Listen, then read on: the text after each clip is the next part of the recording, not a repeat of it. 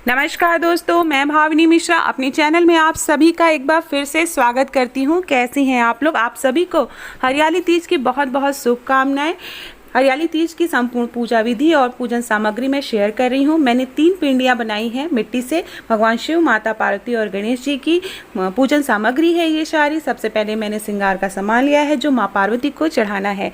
माँ पार्वती को श्रृंगार का सामान जरूर चढ़ाते हैं, जिसमें बिंदी, चूड़ी और जो है सिंदूर ज़रूर चढ़ाना चाहिए। उसके बाद आपकी इच्छा है आप और श्रृंगार का क्या क्या सामान उसमें जोड़ सकती हैं। तो ये देखिए मैंने पाउडर, आलता, पैर में लगाने का महावर जिसको बोलते हैं, और जो भी आप चीज़ें आप श्रृंगार का सामान में ले सकती हैं। 3 पिंडियाँ मैंने बनाई हैं मिट्टी की। उसके बाद भगवान शिव का रुद्राभिषेक करने के लिए मैंने लिया है शहद, घी, दूध लिया है, चीनी लिया है, दही लिया है और चावल अर्पित करने के लिए हैं। खड़े चावल होने चाहिए।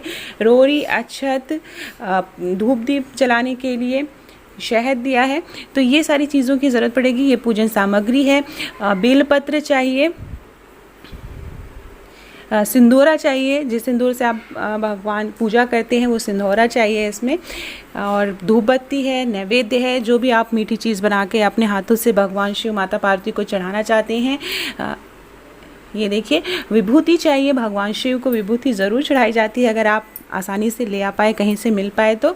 उसके बाद ये देखिए ये मैंने लड्डू बनाए हैं। तो आप कोई भी मीठी चीज़ भगवान को आप चढ़ा सकते हैं। साथ में फल फूल जो भी आसानी से मिल पाए। सेब है का सीज़न चल रहा है, केला है। और कलश स्थापना के लिए कलश चाहिए, आम के पत्ते चाहिए, चावल से भरी हुई कटोरी चाहिए। तो ये सारी पूजन सामग्री है। इसके साथ में पूजन सामग्री आपको पूजा विधि में भी बताती रहूँगी। तो मैंने एक पाटा लिया है, एक चौकी ली है, उसके ऊपर लाल रंग का कपड़ा बिछाया है। आप लाल रंग का कपड़ा इस तरह से बिछा सकते हैं। उसके बाद अगर भगवान शिव परिवार की कोई फ़ोटो है तो आप उसकी पूजा कर सकते हैं। अगर आपने मिट्टी की पिंडियाँ बनाई हुई हैं भगवान शिव, माता पार्वती और भगवान गणेश की, तो आप उसको पूजा कर सकते हैं। अगर नहीं बना सकते हैं तो आप फ़ोटो की भी पूजा कर सकते हैं, या शिवालय में जाके आप शिवलिंग पे भी इसी प्रकार से आप पूजा मंदिर में जाके कर सकते हैं, जो पूजा विधि में बताने जा रही हूँ। तो चूँकि चौकी घर में पूजा करें तो कलश स्थापना जरूर करेंगे। तो मैंने अष्टदल कमल बनाया है चावल से। ये देखिए अष्टदल कमल है, बहुत ही आसानी से बन जाता है।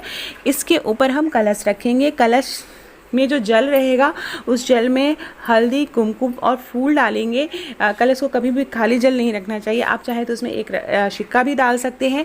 सिक्का डालने से ऐसा माना जाता है कि घर धन धान्य से परिपूर्ण रहता है। आम का पत्ता लगाएंगे, उसके ऊपर एक कटोरी रखेंगे जिसमें चावल भरा होगा।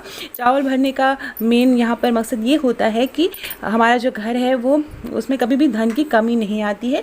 उसके ऊपर हम दिया रख सकते हैं। फिर एक जो है कोई पात्र लेंगे, आप तांबे का पात्र ले सकते हैं या फिर पीतल का पात्र ले सकते हैं। उसमें 3 पिंडियाँ रखेंगे हम इस तरह से। 3 भगवान शिव, माता पार्वती और गणेश भगवान जी की इस तरह से मिट्टी की बनाई हुई शिवलिंग की स्वरूप रखेंगे। उसके बाद हम रुद्राभिषेक करेंगे। तो सबसे पहले जल अर्पित करेंगे। इस तरह से गंगा जल से हम शुद्ध करेंगे, और फिर सबसे पहले हम गणेश भगवान जी की पूजा करेंगे। गणेश भगवान जी को जल अर्पित करेंगे और गणेश भगवान जी की सबसे पहले पूजा करेंगे। ओम गण गणपते नमो का जाप करते हुए हम पूजा शुरू करेंगे। फिर हम एक एक करके सारी चीज़ें भगवान शिव का रुद्राभिषेक करेंगे। सबसे पहले भगवान गणेश की पूजा करनी है, उसके बाद भगवान शिव का रुद्राभिषेक करना है, जिसमें हम जो है दही, शहद, चीनी और देसी घी, दूध, इन सारी चीज़ों से हम रुद्राभिषेक करते हैं। ये देखिए शहद, अगर आप इत्र हो पाए तो आप इत्र भी शामिल कर सकते हैं पूजा में। तो आप सामने फ़ोटो पे भी इसको चढ़ा सकते हैं। और फिर रुद्राभिषेक जब करें तो साथ में भगवान गणेश को भी हम इस तरह से सारी चीज़ें चढ़ाते जाएंगे। माँ पार्वती को भी जल अर्पित करेंगे। ये देखिए घी। तो एक एक करके सारी चीज़ें हम रुद्राभिषेक में शामिल कर सकते हैं। अगर ये सारी चीज़ें आपके पास नहीं हैं तो आप साधारण जल से भगवान को जल अर्पित करें, और उसके बाद रोरी अक्षत लगा के बेलपत्र चढ़ा के आप साधारण तरह से भी पूजा कर सकते हैं। जब भी रुद्राभिषेक करें या फिर आप जिस तरह से भगवान का अभिषेक, रुद्राभिषेक नहीं, भगवान का अभिषेक कर रहे हैं, तो ये सारी चीज़ें आप चढ़ाएंगे। और भगवान ओम नमः शिवाय, ओम नमः शिवाय का जाप करते रहेंगे। तो इस तरह से हमें पूजा करनी है।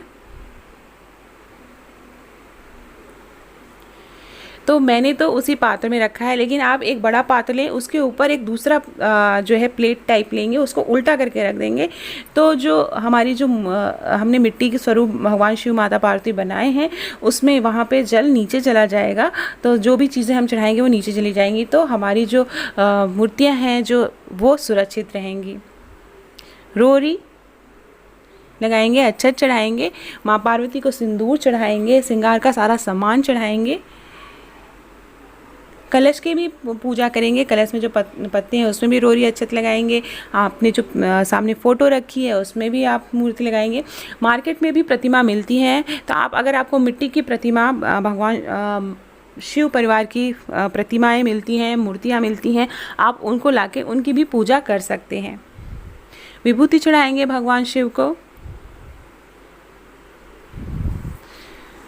तो इस तरह से आप घर में आसानी से पूजा कर सकते हैं। मंदिर में बहुत भीड़ भाड़ होती है और वहाँ पर जो है पूजा बहुत अच्छे से विधिवत पूजा नहीं हो पाती है, तो आप घर में भी इस तरह से आसानी से पूजा कर सकते हैं। माँ पार्वती को सिंदूर चढ़ाएंगे, 7 बार सिंदूर चढ़ाना रहता है। इस तरह से इतना सिंदूर चढ़ाएं कि आप बाद में वहाँ से सुहाग ले सकें। गणेश भगवान जी को सिंदूर चढ़ाएंगे, माँ पार्वती को चढ़ाएंगे। तो इस तरह से सच्चे मन से हमें पूजा करनी है। हरियाली तीज के दिन हर चीज़ हरा हरा होता है, तो कोशिश करें कि आप जो है हरे रंग का वस्त्र पहने, हरे रंग की चूड़ियाँ पहने। सारा श्रृंगार करके हमें पूजा करनी चाहिए। पैरों में महावर ज़रूर लगाना चाहिए, जिसको बोलते हैं 16 श्रृंगार करके ही कोई भी, जैसे हरियाली तीज है, हरितालिका तीज है या कजरी तीज है, उसकी पूजा की जाती है। पुष्प अर्पित करेंगे। भगवान शिव को सफ़ेद रंग का फूल चढ़ाएंगे, माँ पार्वती को लाल रंग का फूल चढ़ाएंगे, गणेश भगवान जी को फूल चढ़ाएंगे। मदार का फूल मिल सके तो आप मदार का फूल चढ़ाएंगे, धतूरा चढ़ाएंगे, धतूरे के पत्ते आप चढ़ा सकते हैं। भगवान शिव को शमी का पत्ता अगर आपको मिल पाए तो वो चढ़ाएंगे। उसके अलावा भगवान गणेश जी को दुर्वा चढ़ाएंगे। तो जो चीज़ें आसानी से मिल पाएंगी हमें वही सारी चीज़ों से पूजा करनी है। जो नहीं मिल पाए उसके लिए परेशान होने की ज़रूरत नहीं है। तो इस तरह से भगवान शिव माता पार्वती की पूजा करते हैं। साथ में आप कोई मीठी चीज़ का भोग लगा सकते हैं। मीठी चीज़ में जो भी चीज़ें हैं आप वो भोग लगा सकते हैं। फूल माला चढ़ाने के बाद हम बेलपत्र चढ़ाएंगे। बेलपत्र याद रखिए 21, 11 जो है इस संख्या में चढ़ाए जाते हैं। जैसे 11 बेलपत्र या 5 बेलपत्र इस तरह से चढ़ाए जाते हैं। बेलपत्र उल्टा करके चढ़ाना चाहिए। इस तरह से बेलपत्र में ध्यान रखिएगा, कोई भी पत्ती जो है बेलपत्र की कटी वटी नहीं होनी चाहिए। तो ऐसा माना जाता है कि भगवान शिव को बेलपत्र चढ़ाने से ही सारे पुण्य की प्राप्ति हो जाती है। तो बेलपत्र अगर मिल पाए तो आप भगवान शिव को आज के दिन, पूजा के दिन ज़रूर चढ़ाएं। शमी के पत्ते चढ़ाएंगे। भगवान गणेश को, भगवान शिव को शमी के पत्ते चढ़ाएंगे। शमी के पत्ते का भी बहुत ही विशेष महत्व होता है। भगवान शिव की पूजा में शमी के पत्ते अगर आप शामिल करते हैं तो इससे विशेष फल की प्राप्ति होती है। फूल माला चढ़ाएंगे। लाल रंग का वस्त्र चढ़ाएंगे। आप भगवान शिव को पीले रंग का भी वस्त्र चढ़ा सकते हैं। श्रृंगार का सामान माँ पार्वती को चढ़ाएंगे। और हरियाली तीज के दिन सिंगारा की भी विशेष प्रथा होती है। सिंगारे के बारे में बताने जा रही हूँ। सिंगारा जो होता है वो एक दिन पहले, अगर लड़की ससुराल में है तो मायके से आता है, और अगर लड़की मायके में है तो ससुराल से आता है। पहले हरियाली तीज पर बहुत धूमधाम से सभी घर के सभी सदस्यों के लिए कपड़े आते हैं, श्रृंगार का सामान आता है, तो इसको श्रृंगार बोलते हैं। मिठाइयाँ आती हैं। एक चीज़ का और ध्यान रखना है कि जब पूजा कर लें तो श्रृंगार का सामान, एक कपड़ा अपनी सासू माँ को ज़रूर दिया जाता है या किसी सुहागिन महिला को दिया जाता है घर की। और पूजा के बाद बड़ों का आशीर्वाद ज़रूर लें। तो सारा श्रृंगार का सामान मैंने चढ़ा दिया है। उसके बाद हम जो है आरती करेंगे। धूप दीपक आप पहले भी जला सकते हैं जब पूजा शुरू करते हैं। बहुत से लोग तभी जला देते हैं, बहुत से लोग सारा चीज़ अर्पित कर लेते हैं, उसके बाद दीपक जलाते हैं। धूप दीप जलाएंगे। उसके बाद जलाने के बाद हम हरियाली तीज की व्रत कथा पढ़ेंगे। आप नेट पे ढूंढ सकते हैं, अगर आसपास किताब नहीं है, अगर हरियाली तीज की किताब है तो वहाँ से आप पढ़ सकते हैं कथा, नहीं तो आप नेट पे देख के हरियाली तीज की कथा सुनेंगे।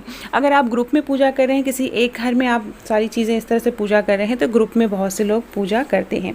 हरियाली तीज बड़े पैमाने पे भी मनाया जाता है, बहुत सी जगह झूले लगाए जाते हैं। सावन का महीना होता है जिसको श्रावणी तीज भी बोला जाता है, तो जो महिलाएं हैं वो साज श्रृंगार करके व्रत रहती हैं, झूला झूलती हैं। बहुत सी जगह झूला झूलने की भी प्रथा है। फल फूल चढ़ाएंगे, जो भी फल फूल आसानी से उपलब्ध हो पाएगा। तो हरियाली तीज के कुछ नियम हैं, उनको भी ध्यान में रखना चाहिए। व्रत निर्जला रखा जाता है, खास करके ध्यान दें कि किसी को अपशब्द ना बोलें। घर में अगर कोई एक व्रत है तो प्याज लहसुन क्या उस दिन घर में त्याग करना चाहिए, बाकी सदस्यों को भी। और कोई भी ऐसी चीज़ नहीं खानी चाहिए, नॉनवेज नहीं लाना चाहिए घर में, नॉनवेज नहीं खाना चाहिए, किसी को अपशब्द नहीं बोलना चाहिए, अपने पति से झगड़ा नहीं करना चाहिए। तो ये सारी चीज़ें हैं, व्रत के नियम हैं जिसे हमें ध्यान में रखना चाहिए। स्वच्छ कपड़े पहने चाहिए, जो भी श्रृंगार आप आसानी से कर पाएँ वो सारा श्रृंगार करना चाहिए। पैरों में महावर लगा के ज़रूर पूजा करनी चाहिए। हाथों में मेहंदी हरियाली तीज के दिन ज़रूर लगानी चाहिए। तो इसके बाद हरियाली तीज की व्रत कथा पढ़ेंगे। व्रत कथा पढ़ने के बाद भगवान गणेश, भगवान शिव और माँ पार्वती की आरती करेंगे। तो ये पूरी आरती करनी है। आरती करने के बाद जो है आचमनी करेंगे। आचमनी करने के बाद जो भोग लगाया है भोग लगाएंगे, और भोग लगाने के बाद जो है सुहाग लेंगे। सुहाग लेने का तरीका ये होता है, अगर आपने 7 बार सिंदूर चढ़ाया है तो 7 बार वापस से माँ पार्वती को जहाँ सिंदूर चढ़ाया है वहाँ से अपने माथे पे लगाएंगे, हाथ धोएंगे, और उसके बाद फिर 7 बार माँ पार्वती को सिंदूर चढ़ाएंगे। तो ये सुहाग लेने का तरीका होता है। उसके बाद क्षमा प्रार्थना करेंगे कि हमसे जो भी कोई भूल चूक हुई हो, भगवान शिव माँ पार्वती हमें माफ़ करिएगा, हम अब बच्चे हैं आपके, और कोई भी भूल चूक है उसे माफ़ करिएगा, मेरा सुहाग अमर रखिएगा, घर में सुख शांति बनाए रखिएगा। तो इस तरह से सुहाग लेते हैं। उसके बाद जो भी आपने चूड़ियाँ चढ़ाई हैं, श्रृंगार का सामान चाहे जैसे बिंदी चढ़ाई है तो बिंदी लगा लेंगे एक, चूड़ियाँ उसमें से उठा प्रसाद के रूप में 2 चूड़ियाँ आप आपस में दोनों हाथों में पहन लेंगे। तो एक चीज़ का और ध्यान रखना है, जब भी हम व्रत रहते हैं तो व्रत रहने के बाद तुरंत से जो भी आपने श्रृंगार किया है उसे उतारना नहीं चाहिए। चूड़ियाँ खास करके बिंदी या सिंदूर निकाल के नहीं रखना चाहिए, उसे आपको पहने रहना है 2-3 दिन तक। और अगले दिन सुबह जो आपने पूजा की है तो अगले दिन सुबह सारी चीज़ों का हमें विसर्जन करना है। जो श्रृंगार का सामान है वो किसी सुहागिन महिला को दे सकते हैं, या ये श्रृंगार का सामान आप अपनी सासू माँ को एक साड़ी लगा के दे सकते हैं। बहुत से लोग साड़ी भी चढ़ाते हैं, जिसको बायना बोलते हैं, तो बायना देने की प्रथा है। और जो शिवलिंग है उसे आप विसर्जित कर देंगे, और विसर्जित कर देंगे कहीं गड्ढे में आप वहाँ पे, या तालाब जो है नदी में डाल देंगे। बेलपत्र और जो फूल वाला है वो सारी चीज़ें आप विसर्जित कर देंगे। फ़ोटो जहाँ से उठाई आप वहीं रख देंगे, और उसके साथ ही जो प्रसाद है वो प्रसाद आप घर के सभी सदस्यों में बांट देंगे।